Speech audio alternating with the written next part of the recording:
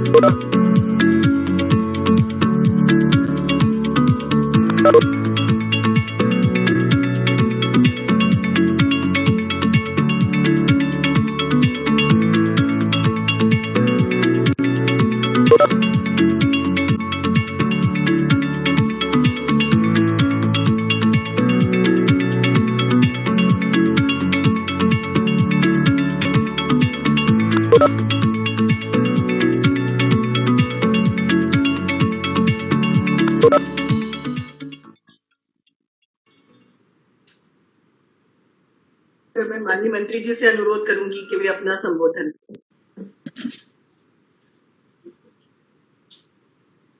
आज के इस अवसर पर हम सबके मध्य विराजमान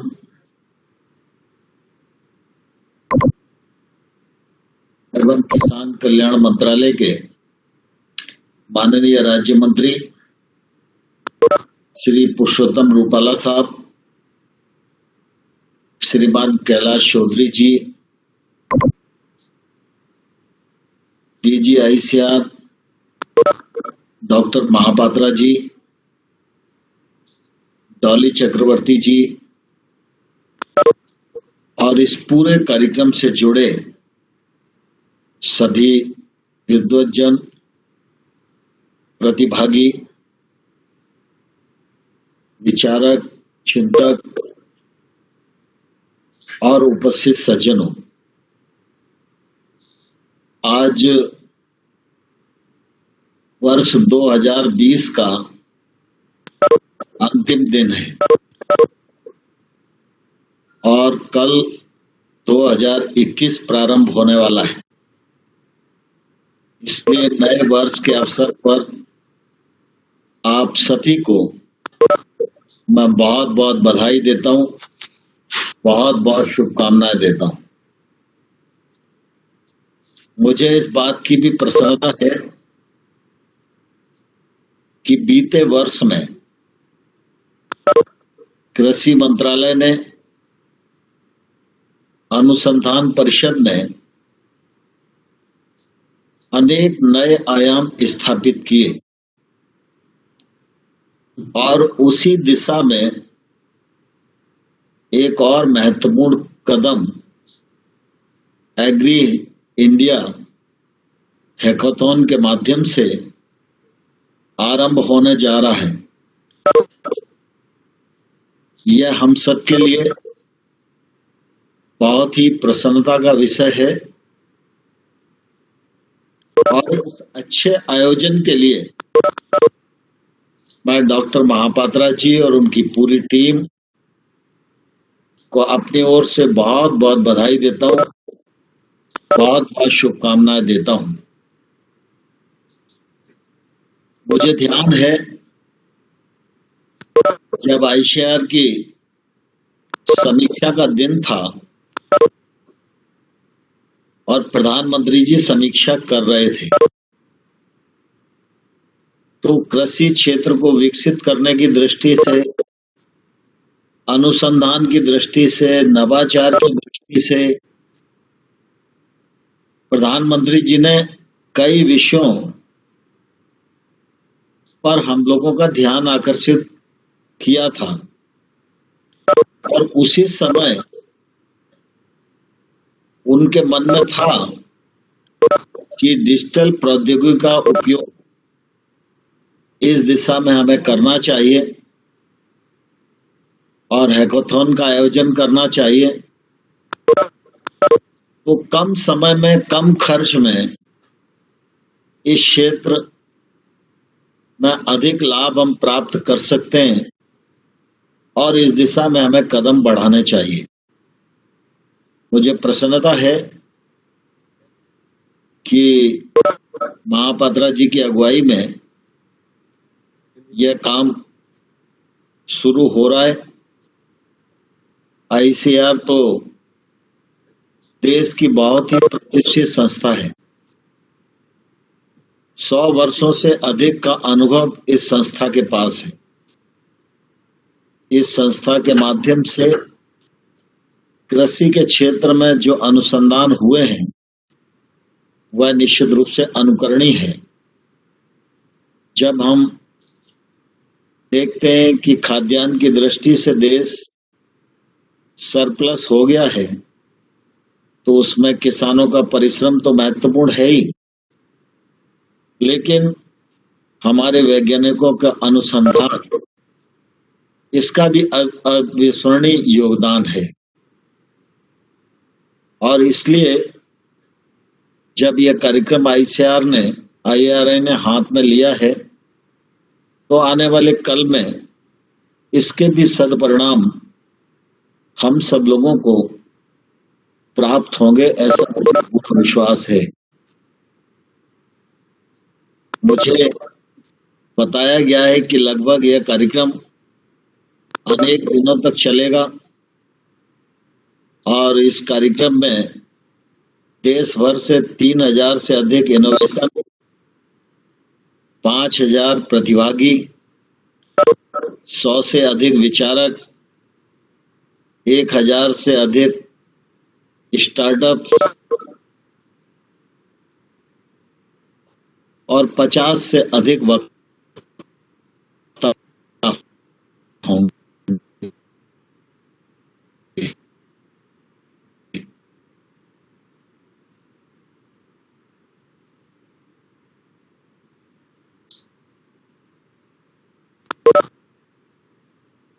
का काम भी किया जाएगा।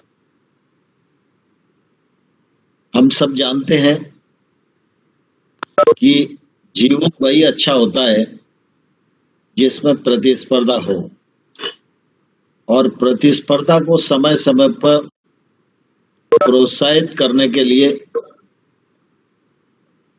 प्रतिभागियों को पुरस्कृत करना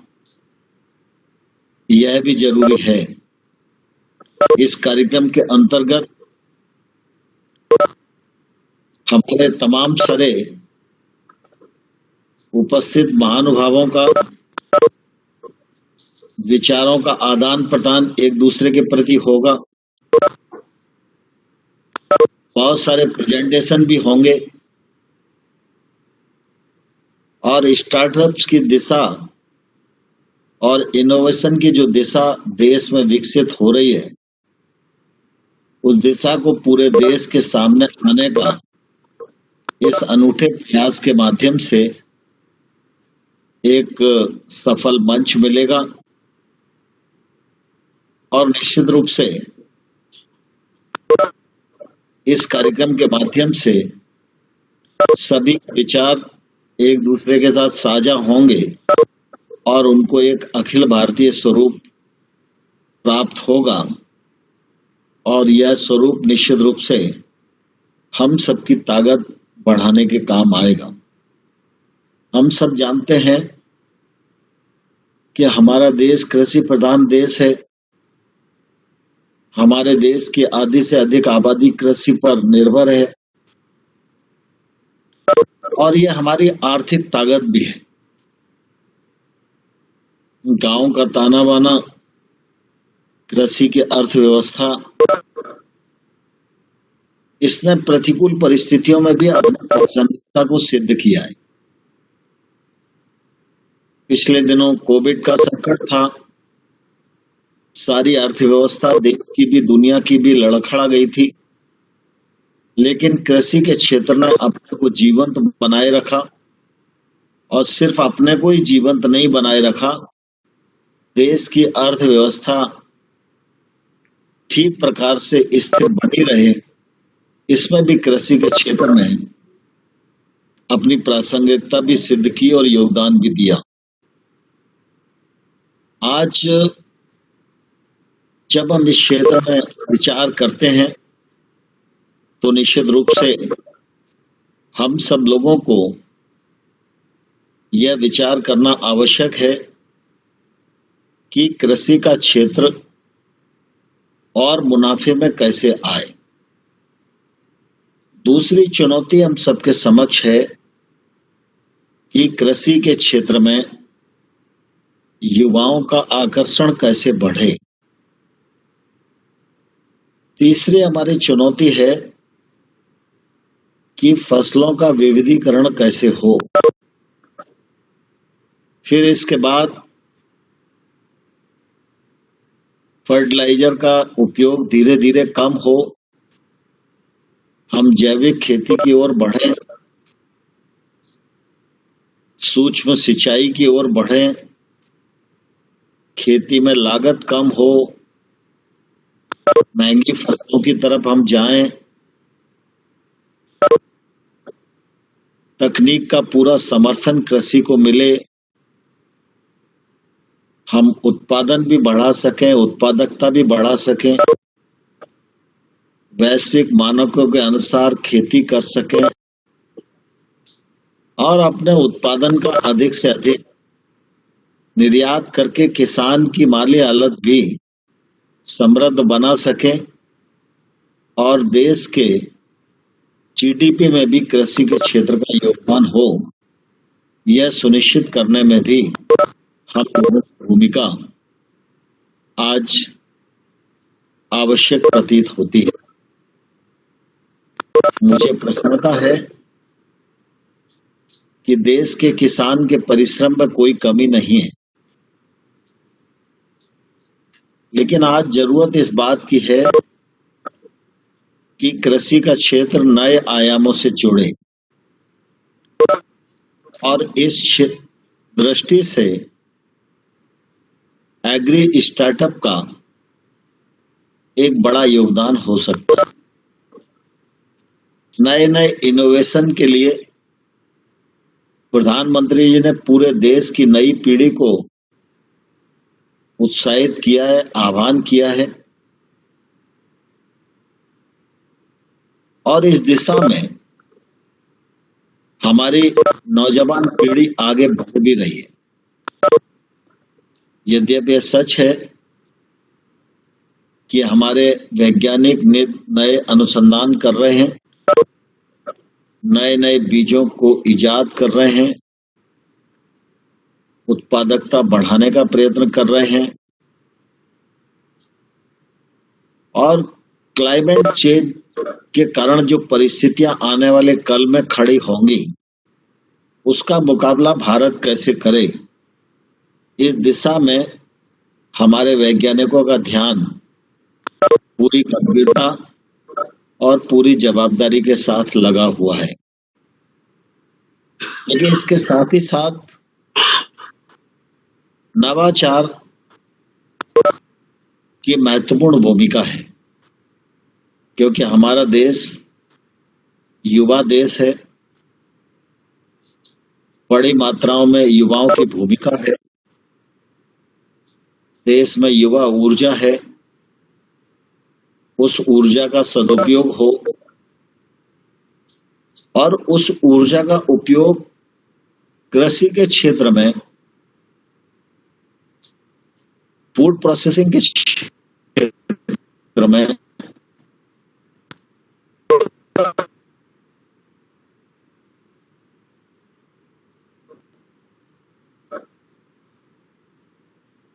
इस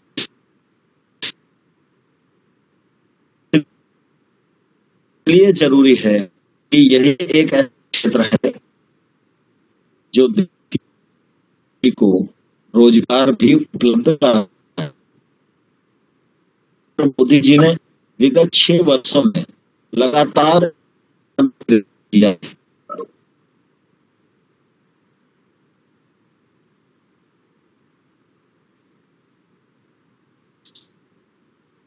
किसान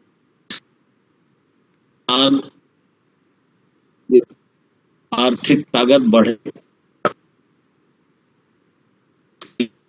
अभी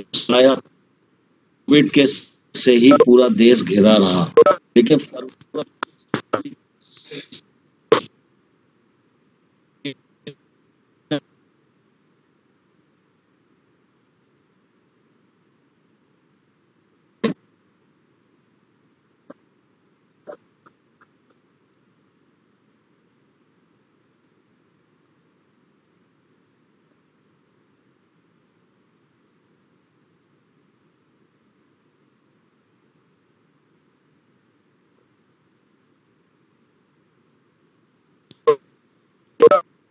बड़ी सुविधा मिली है। लेकिन ये एक पक्ष है, फर्टिलाइजर की सब्सिडी एक पक्ष है, सिंचाई का साधन हो यह जरूरी है, लेकिन साथ ही साथ हमें यह भी ध्यान रखने की आवश्यकता है कि छोटा किसान, जिसकी संख्या लगभग 85-86% देश में है, वह किसानी में कैसे खड़ा रहे और वह मुनाफे की खेती कैसे कर सके। इस दृष्टि से सरकार ने 10,000 नए एफपीओ बनाने का कार्यक्रम प्रारंभ किया है। उस पर 6,850 करोड़ रुपया भारत सरकार खर्च करने वाली है। कृषि के क्षेत्र में निजी निवेश हो, कृषि के क्षेत्र में जो गैप्स रह गए उन गैप्स की भरपाई की जा सके, गांव-गांव में किसान को, छोटे किसान को, बागवानी के किसान को, सब्जी के किसान को इंफ्रास्ट्रक्चर प्राप्त हो सके, कोल्ड स्टोरेज और वेयर हाउस का चेन गांव-गांव में पहुंच सके, वह अपनी फसल को रोक सके, संरक्षित कर सके। इस दिशा में भी 1 लाख करोड़ रुपए का पैकेज यह आने वाले कल में मील का पत्थर साबित होएगा। खेती किसानी की अपनी ताकत है, लेकिन गांव में जो छोटा किसान है, जब तक नवाचार उनके पास नहीं पहुंचेंगे, जब तक स्टार्टअप उनके पास नहीं पहुंचेंगे, तब तक उनका कल्याण और उनकी स्थिति में बदलाव लाना यह निश्चित रूप से कठिन होगा। मुझे प्रसन्नता है कि आईसीआर ने पिछले दिनों भी कई स्टार्टअप को प्रोत्साहित करने का काम किया है और इस काम को और आगे बढ़ाने में एग्री इंडिया हैकाथॉन का भी निश्चित रूप से एक बड़ा योगदान होगा, ऐसा मुझे पूरा विश्वास है। आज आवश्यकता इस बात की है कि छोटे किसान के पास निवेश पहुंचे, छोटा किसान महंगी फसलों को उत्पादित करने का रिस्क लेने में सक्षम हो सके, उसे बुआई से पहले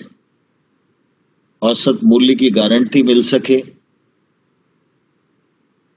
और स्टार्टअप्स का योगदान, उनकी विधा, उनका ज्ञान,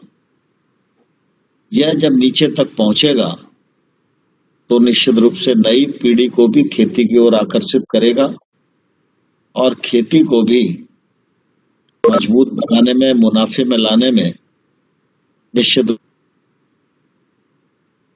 रूप से बड़ा योगदान कर सकेगा। एग्री इंडिया हैकाथॉन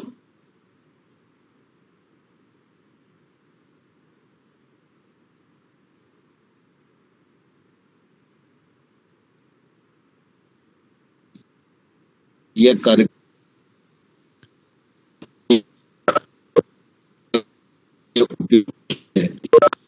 एक अनूठा प्रयास है सफलता के सोपान तक पहुंचे और इसका लाभ कृषि को भी मिले, कृषक को भी मिले और नई पीढ़ी के युवाओं को भी कृषक बनाने की दिशा में ये एक मार्ग प्रशस्त करने वाला अध्याय बने, ऐसी मैं इस अवसर पर ईश्वर से कामना करता हूं। आप सबको इस अच्छे आयोजन के लिए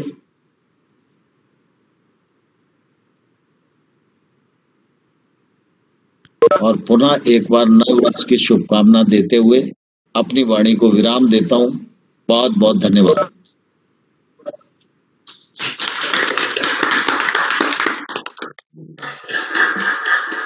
सर, आपके